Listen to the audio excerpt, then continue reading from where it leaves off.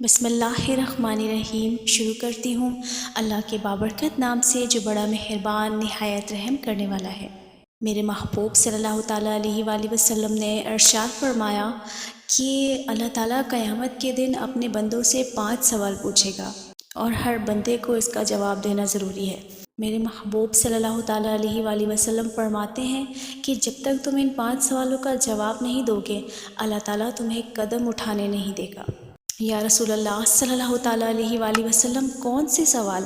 وہ کون سی 5 چیزیں ہیں؟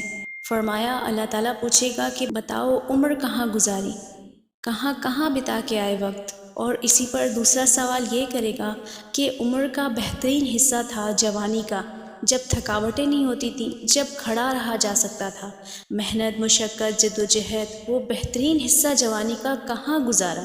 تیسرا سوال اللہ پوچھے گا کہ بتاؤ نا مال کہاں سے کمایا، اور چوتھا سوال یہ تھا کمانے کے بعد بھی مالک تم نہیں تھے، گویا دیا تو میں نے ہی تھا نا، تو بتاؤ پھر لگایا کہاں پہ، خرچ کہاں پہ کیا۔ اور فرماتے ہیں کہ اللہ تعالیٰ ایک ایک نعمت کے بارے میں سوال پوچھے گا، اور 5واں سوال اللہ پوچھے گا کہ بتاؤ جو تم جانتے تھے تم نے اس پر عمل کتنا کیا۔